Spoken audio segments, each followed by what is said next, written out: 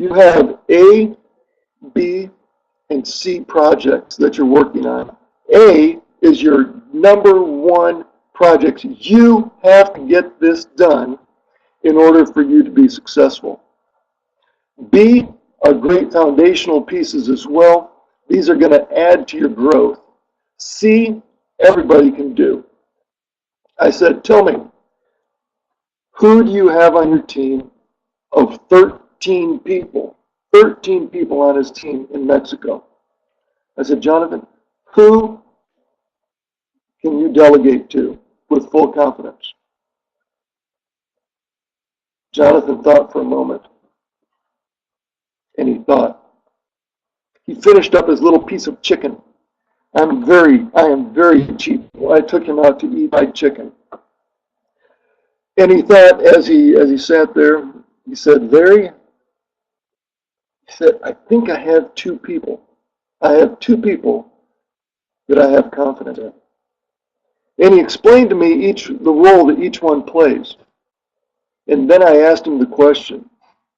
I said, Jonathan, what level of confidence do you have in them?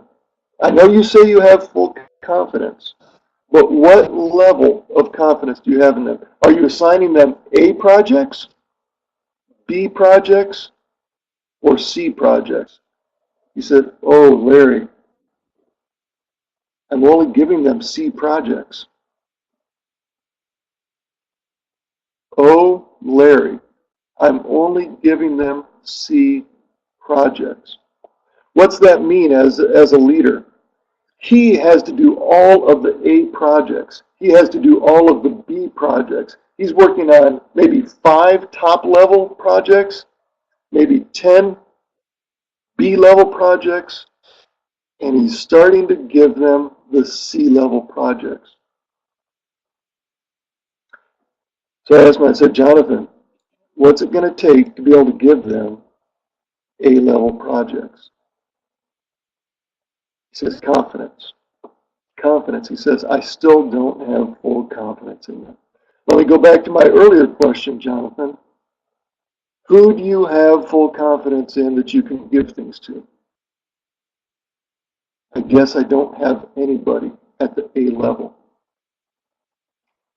In order for you to succeed as a leader, you need to have, 1, identified your strengths and weaknesses, 2, identify your needs, and then 3, adding those people onto your team.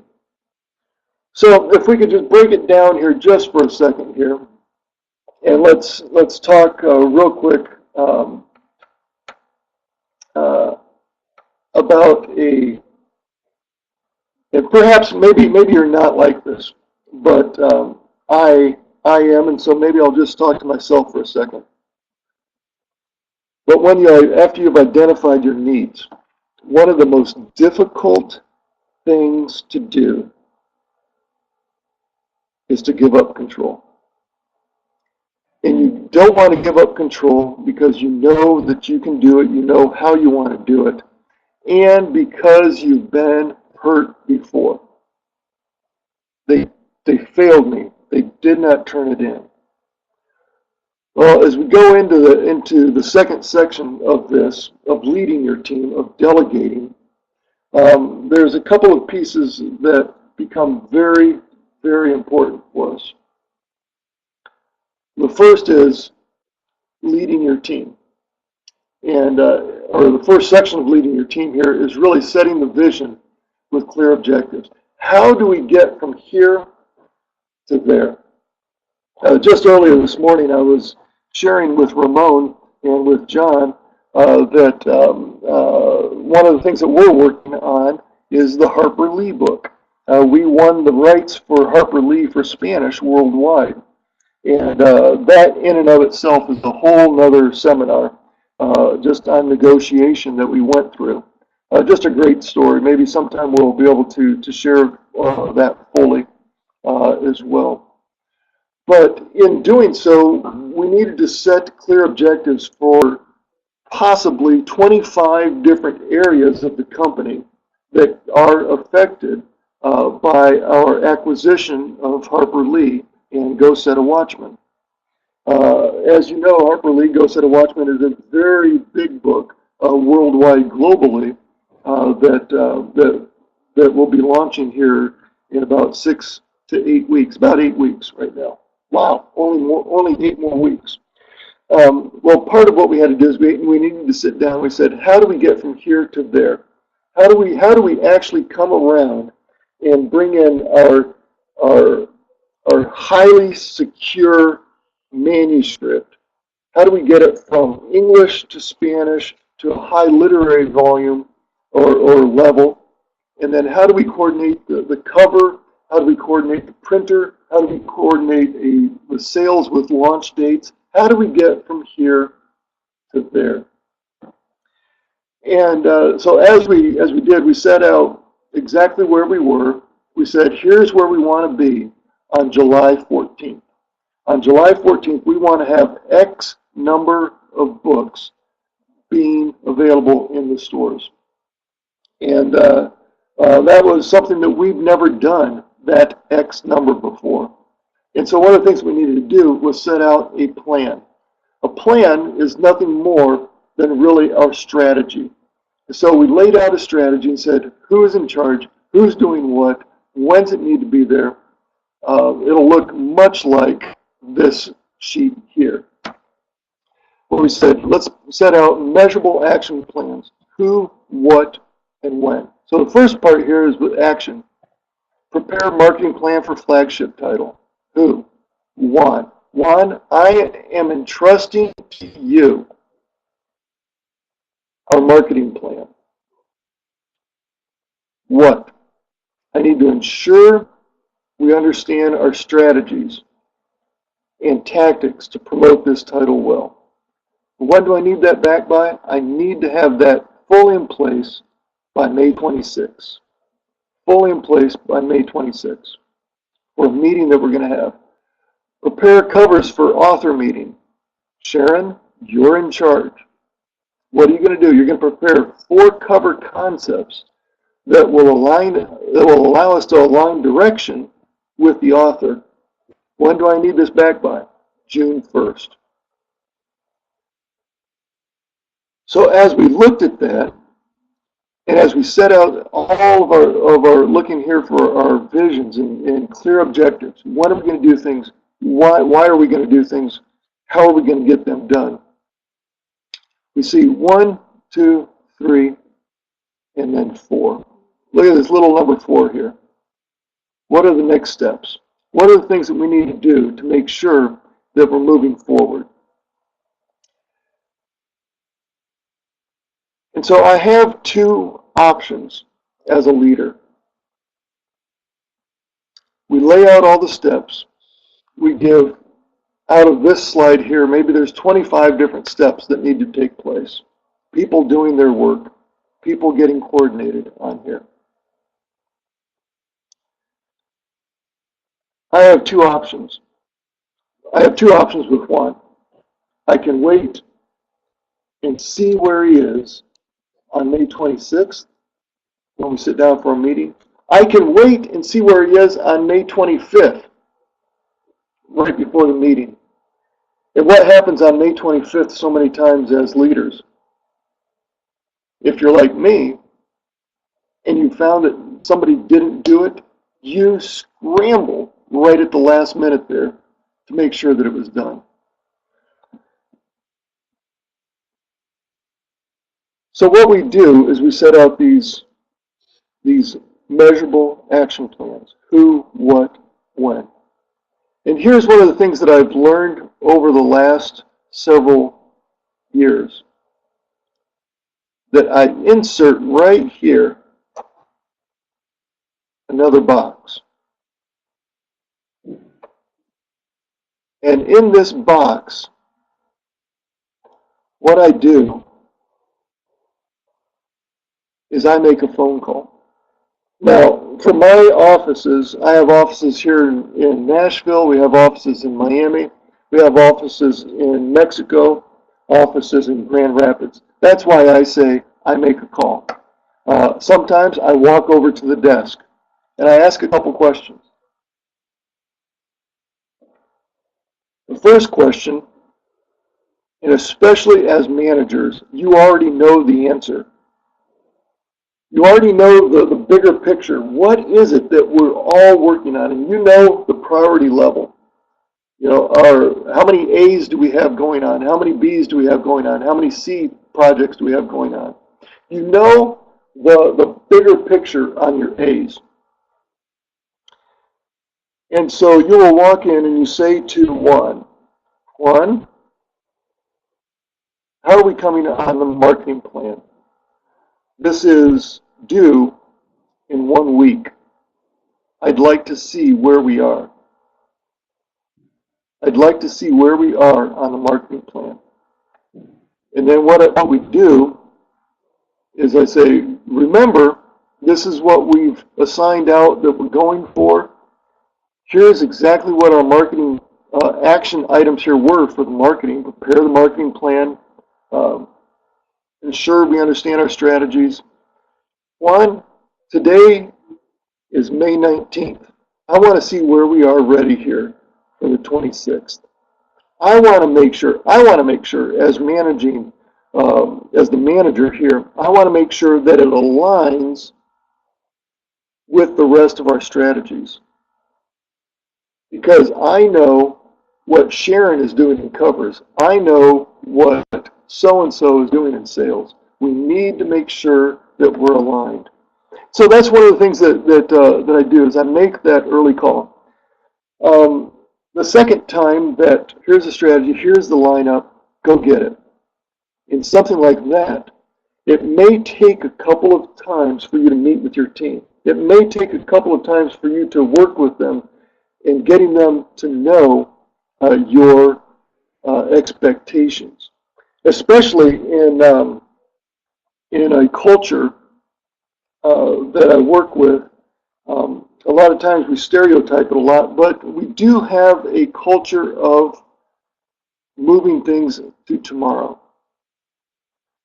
This makes it all the more important for you to help your team prioritize, help them identify what some of those needs are here for you. So how do you deal with disappointment when you're in the meeting? Is that something that you quickly call out? Do you berate in the meeting? I've had to many times bite my tongue in the meeting, hold my lips, refrain from stating what I want to state when somebody disappoints me in a meeting and they don't follow through with an assignment. However, as managers, whose responsibility is it to ensure that your team is ready for the meeting? Let me repeat the question. As managers, whose responsibility is it to ensure that your team is ready for the meeting? I think that's us. That's our responsibility as leaders. Leadership is really just looking back behind you and seeing if anybody's following. Are they following what you've set out? Are you preparing your team for that? And so as we move down through, I just want to re-emphasize, if I can, the reason for that follow-up call. The reason for the follow-up call. The reason for you to be able to speak to your management team, to those that you have entrusted a desired outcome to. Why? Because one, you can't do it all by yourself. Two, if you think you can do it all by yourself, your project isn't big enough. And three, you don't know everything. You aren't the best. That's why you've surrounded your people. So let me just emphasize once more here, though, the follow-up call. The follow-up call. I dreaded the follow-up call early on. I don't like to repeat myself many times, but I dreaded the follow-up call. But I've found that for me, in my management style, the follow-up call, when I want to fully give over, the follow-up call for me becomes extremely important. It is assurance, one, with my team that what I've asked them to do is important. What I asked you to do is extremely important. I care so much about what I asked you to do that I'm going to ask you for a status report. So many times they think, oh, I'll just, Larry asked me to do that, but maybe it's not that important. Why is it so important? So we're going to ask them for an update on that. I found also that making the follow-up call keeps me closer to the desired outcomes. The follow-up call helps me understand at a deeper level some of the realities that some of my team may face. And they say, Larry, I just couldn't find this information that I'm looking for. Larry, this image was not available. Larry, I'm lost.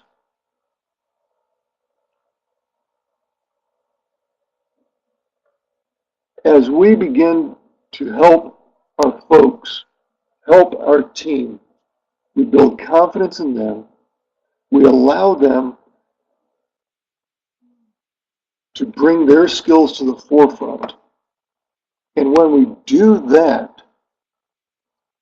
when we allow them to bring their skills to the forefront, this simple little phrase that we have here as managers, and maybe if we read this a little differently, instead of if you don't care who gets the credit, maybe if we read this as, if I don't care if I get the credit, your team can achieve great things. And when we come in and we work with our team on the follow-up call, we are preparing them to be able to come in and take the credit for a job well done. One of the biggest things that we do when we do make that call is I say, David, are there any questions about what I've asked you to do? David, are there any questions about what I've asked you to do? What is the question? And sometimes in our management of folks, and it varies worldwide, but one of the things I learned early on as well, and then it was reinforced to me over the last 3 years when we did an integration of 2 of the publishing companies for Spanish, is that in our Spanish culture, especially in our Latin American Spanish culture, nobody wants to bring bad news to the boss. Nobody wants to bring bad news to the boss. And so when I would ask these questions, at first, are there any questions? I wouldn't get those answers. I wouldn't get questions that said, listen, I might not be doing the best at this. I may be failing. I didn't hear that. It took a while for us to build up that relationship where we'd say, ask me any question on what you're looking for here. Is there any question in this? Is there something that is not clear? And in doing so, we've been able to celebrate multiple times after our follow-up call, celebrate multiple times into coming in and saying, now we have successful meetings. We're not as disappointed anymore. And when we are disappointed, it's something that we work on outside. We don't berate inside the meeting, because at that point, I need to ask myself, have I prepared? Have I given the time? Have I asked the right questions? Did I make the follow-up call? So folks, in just a quick little nutshell, that's part of what we're looking at here again. This section right here on the action, who, what, when. This is something that we send out after every meeting that we go through. We send out an action plan.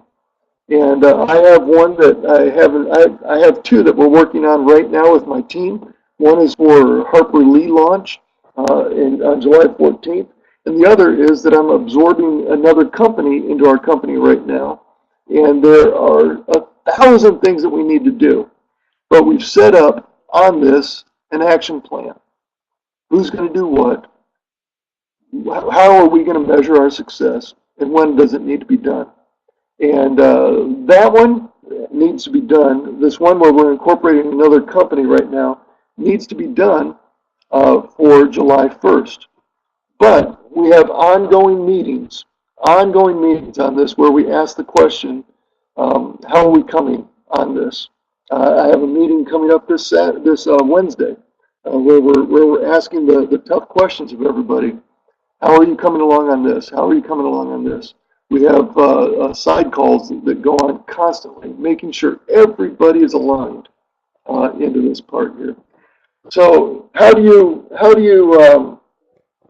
make sure that your team is able to meet deadlines? The secret for me is making the follow-up call before the deadline. Making that call before the deadline and asking the tough questions. Do you understand what you have problems with, and are you going to be able to make the time there? So thank you for your patience as you listen to me walk through this. Select your team. Select your team based on who you are and what your needs are. And then specifically in helping your team make the deadlines, the key for me is making the follow-up call between meetings to ask, are there any questions?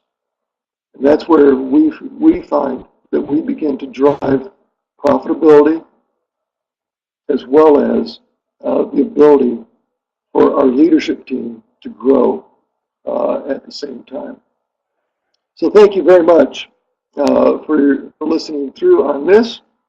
And Ramon, I'm going to flip it over here in case there's any questions and answers here from anyone. Thank you so much, Larry. Thank you for sharing some valuable insights on the topic building your team toward achieving results. We are open for questions at this time. I have a question, Larry. What do you do when you find some deficiencies in your management team on an area that this person might be struggling? What do you do to upgrade the skill or to encourage this person who might be having difficulties meeting your expectations? That is a hard one, and one of the things that we do a lot of times is we hire within the church. And I'm sorry, I'm just going to speak really openly here. We hire within the church sometimes, and we hire because somebody needs a job. Mm-hmm. And when you do that, you're not helping your own team. But let's get past that. And let's say that you have somebody that you've hired. Normally, there's 4 or 5 things that I ask myself. 1, have I trained them to do the job that they need to do? Have I trained them? This, again, it goes back to me as a manager, not about them. It comes back to me as a manager. 1, have I trained them to do the job that they need to do? Have I supplied them with the tools that they need to get that job done? Okay. Thirdly, have I corrected and set them on the right course? And then 4 on that is, are they able to keep up with our flow? And so really those first 3 deal with you as a manager. Have you trained them? Well, no, we're too busy. Well, at the same time, How do you expect your people to be able to do the job that you've asked them to do? Have you given them the right resources? Oh, but Larry, we don't have the money to buy the computer that he really needs to be able to do all of that work. 3, have you corrected? Well, Larry, he's not going to listen to me anyways. Or, Larry, I don't really know what the answer is that he needs to do. Those are a couple of questions, Ramon, that I ask myself when we come into a deficiency with the team. And if I've answered that I've trained, I've corrected, I've equipped, and that I've given opportunity for them to correct their way and better themselves, I know this sounds very cold, but the rest of your team already knows what you need to do. Mm-hmm. Mm-hmm. The rest of your team already knows what you need to do. And you say, oh, Larry, no, we don't want to fire them. We don't want to let them go. The rest of your team needs somebody strong in that position.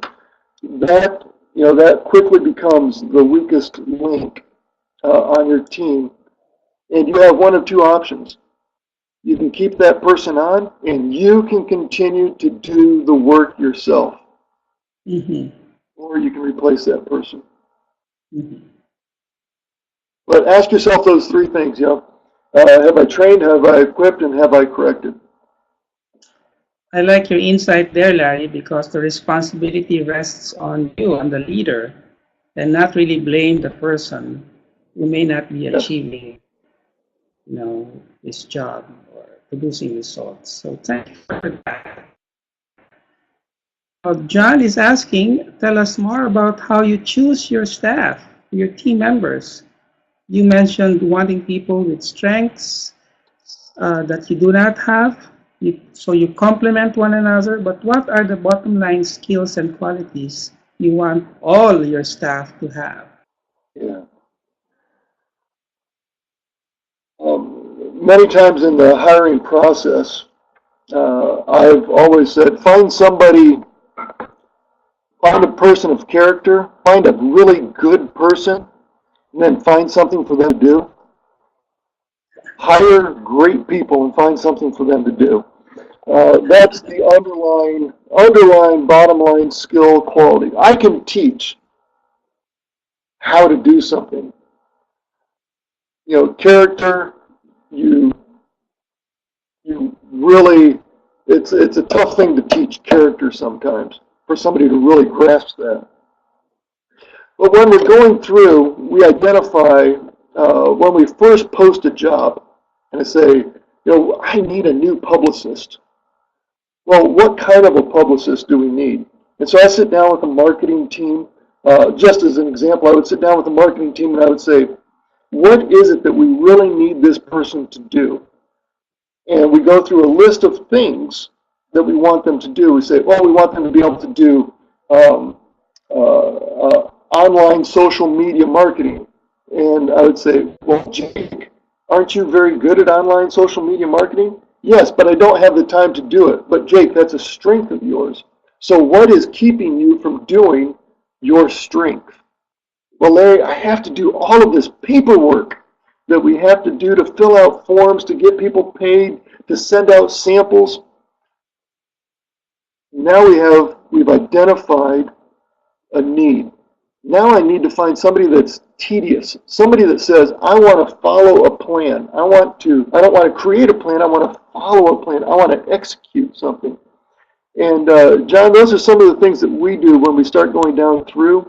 We sit down as a team, not just myself, but we sit down as a team and we say, what do we need in this person?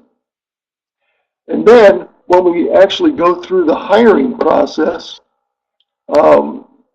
most of the time, everybody that applies or that makes the first, second, third round cuts for our jobs, most of them have the same skill set. But we go through an interview process then where we have 4 people in a room with this person. We'll bring them in or we'll go to them. We sit down and we ask just different questions. that is really neat, the way that our team lays this out. They're exploratory questions. They're not yes and no answers. They're tell me about questions. And then while the rest of the team is looking for how are they going to fit in their work job from A to B to C to D, I sit there in the meeting and I look for how are they working with this person? How are they answering questions to that person? Are they disrespectful to that person? I'm looking for different types of traits in there. So that's how we look for new staff members. And if I can, the thing that I love to do, this is a little weird, but the thing that I love to do is to take that person out to lunch or to supper, and I want to see how do they interact with the waitress or the waiter. Are they picky? Are they snooty? Do they say thank you when they pour the water? Little stupid things that mean the world to me. And that's a little bit of what we do there. So we look for people that are going to be a strength, a deficiency that we have in our team. I don't need 15 social media people on my team. I need one good social media person on my team. I look for deficiencies on our team, and that's how we begin to search for those traits of what will make our team better. And then inside of that, I look for the character of the person. Very good. Thank you, Larry. Thank you for asking that, John. Other questions from the floor? From another part of the world?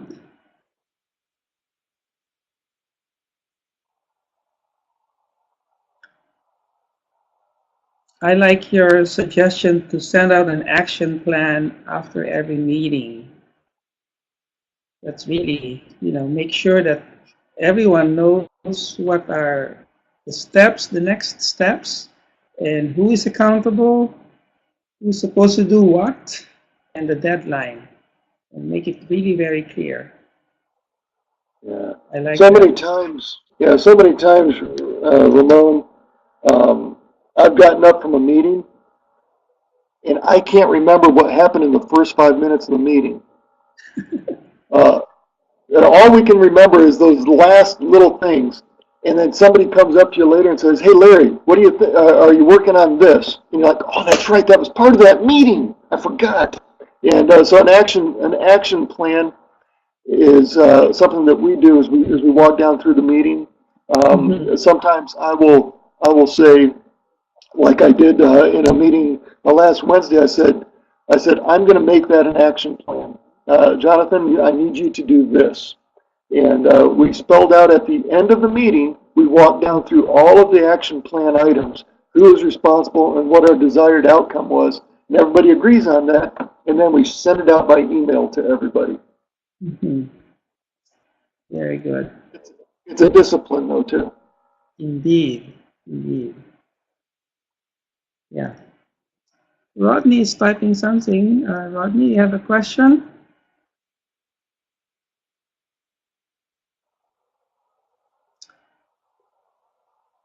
Oh, I wish we could see everyone, but it would slow down the internet connection. So we're waiting for people to type in their questions instead of them verbally asking them.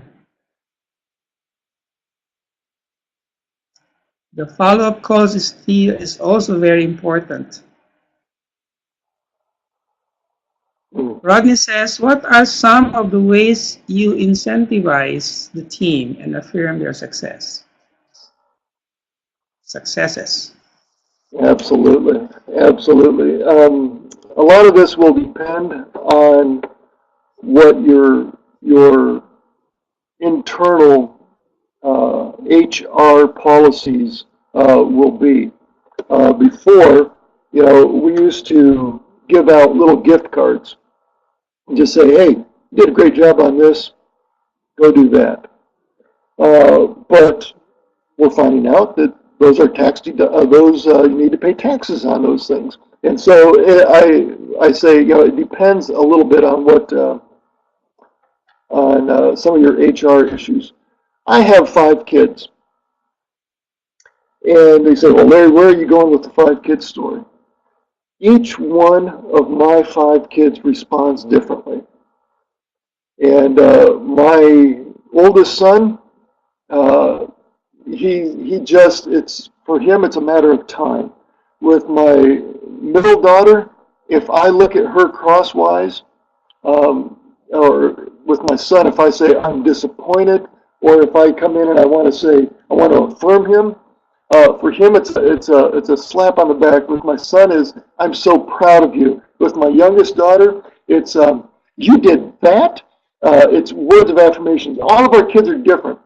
In sales, sometimes everybody wants to go after the kill, after closing the sale, and found that rewarding that and bragging about certain people really helped them out. One of the things that our editor does is she says, Larry, what's the way you can recognize me best? She says is if you give me the ability to work from home 1 day a week. The ability to work from home, that for her is an affirmation of her level of confidence that I have in her and her ability to get things done. So for her, it's say, yes, work from home on a Thursday, never on a Friday, only on a Thursday. Friday she still has to come back to work. But it's on certain things like that. Some of the folks, it's I'll take them out to eat every once in a while. Their sense of affirmation is being close. It sounds bad, but me spending time with them. I value who they are in their eyes on that. So that sense of affirmation for them is spending time with them, taking them out to eat. Others sometimes will be, I'm going to send you to this conference. I'm investing in you as a person, sending you to this conference. And just recently I sent 2 people to a conference. First time we've ever sent anybody to a conference. And we did that last month. And I said, I want you and your wife to go to that conference. And Rodney, to answer your question, it really depends on the person that I'm working with. Some people, it's about their position. Can I give them the title that they really want? Other people, it's about remuneration. Can I pay them what they want? And that is a sense of affirmation or success for them as well. But everybody is a little bit different. Everybody's a little bit different on that. And just be careful and double check with the laws in your country about what you can do and what you can't do on that part. Mm-hmm. Thank you. Other questions from the floor?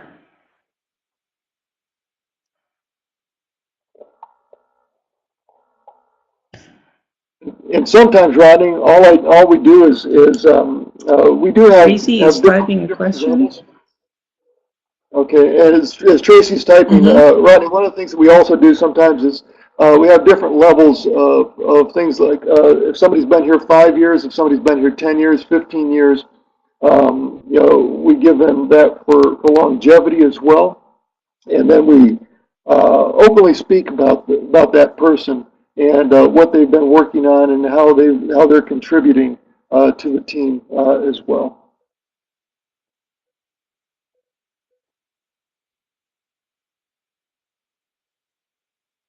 Mm-hmm.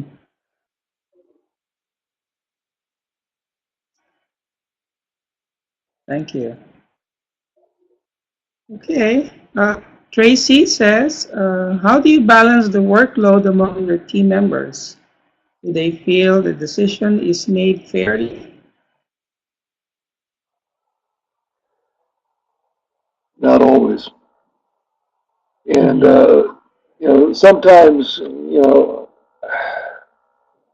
not everybody does the same amount of work, and not everybody can do the same amount of work. It's a I have people that do work. If you're in management, and this may sound bad, but you're not 8 o'clock in the morning to 5 o'clock at night. There's things that go on during the course of the weekend that you need to double check with and answer, and everybody just wants questions quickly answered quickly. And balancing the workload. One of the things that you need to measure is, are we sacrificing quality, and are we sacrificing our own ability to serve our customer on some of these things? Many times we have a lot of busy work, Tracy, and we used to. Let me give you an example here. Two years ago, when we integrated Editorial Vita and Grupo Nelson into the same company, we were doing 170 titles on an annual basis. We have 7 people in our editorial team. That includes marketing, myself, who I do nothing. But we have marketing, publicity, back office management, editorial, and then obviously we have a freelance team. As we were going through that, we had a lot of work that was resting on marketing and on editorial in that 170. We identified, are we really making the best out of our 170 titles? And the answer was no. We're doing a disservice to our authors and to the content of the book. Next year, that starts in July for us, I will do 70 titles, from 170 2 years ago down to 70. Part of that was to be able to balance our workload. We have a couple of matrices or metrics that we look at here at HarperCollins. It's title production per employee, title production per editorial team, revenue per editorial team. And the reality is that all of the groups are different. Nobody does the same amount of work. Sometimes it's going to be here for you, and sometimes it's going to be there for a team member. My editorial team right now is under the most pressure they've ever been under. We're taking to market 17 titles in a Believe launch. Believe from Randy Frazee, 17 different pieces they're launching out in 2 weeks. In another 4 weeks, we ship out the Harper Lee title. This is amongst another 10 titles that they're trying to bring out. The workload for them is not the same, but they understand that it is for a season. It's for a season. And what I'll do on that, going back to Rodney's point as well, is I'll say, hey, done great on this. Here's a gift certificate to a spa. Here's a gift certificate to go take your wife out to eat. Here's a gift certificate to go do this. And we compensate a little bit on that. Just something to say, I noticed that you had a heavy workload, and I appreciate it. I noticed and I appreciate it. But we try not to take for granted that workload. Wow.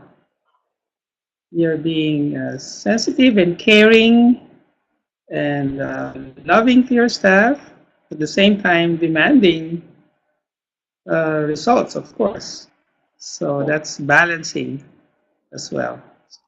Well, thank you so much for the questions from our attendees, and our time is almost up. Thank you, Larry. We appreciate you, your experience, the depth, the insights that you've shared, the time. We really would like to thank you for for being with us this morning. Thank you, Ramon. And again, anything that they may need, please take a look at the email address there. Feel free to contact me. I may not have the answers, but I'll know where to point us. Yes, so take note of Larry Down's email address, and you can write to him and continue the conversation. So Absolutely. people are thanking you. Yes. Well, thank you so much. Yes. Thank you.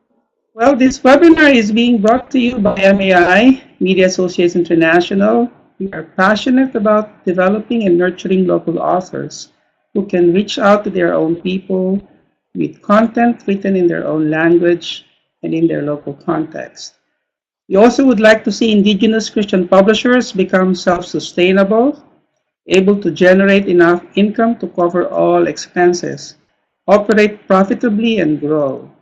Please visit our website, litworld.org, for more info and resources. May I also invite you to our next free webinars, June 16. While MAI is passionate about local authors, there is still a clamor for help on translations. So June 16, we have a webinar, Publishing Excellent Translations with Jochen Bowie. Then on July 14th, we have Alice Kreider leading us in how to do self-editing. So those are the next two free webinars from MAI. Please go to our website and register and tell your friends. Larry was telling us about LitWorld. He was there in Nairobi, Kenya, 2012. And we're going to have another one this year. LitWorld 2015 is going to be in Singapore, November 1 to 6. And Larry will be there, God willing. And you get to interact with Larry more in Singapore. We hope to see you. The theme of the conference is Reaching Your Reader. LitWorld is a unique conference. We expect about 200 delegates, participants from 50 countries. And we would like to see you there and be encouraged and equipped in your publishing ministry. So with that, we would like to thank everyone for joining us. Thank you for those who are coming from different parts of the world, from Spain, Bulgaria, India, from the UK, the US, everyone who have registered and participated. And thank you so much, Larry, for being with us and for leading us in this very important discussion on building your team toward achieving results. My pleasure. So, thank you. Thank you very much, and hope to see you again in our next webinar. Goodbye for now. God bless you.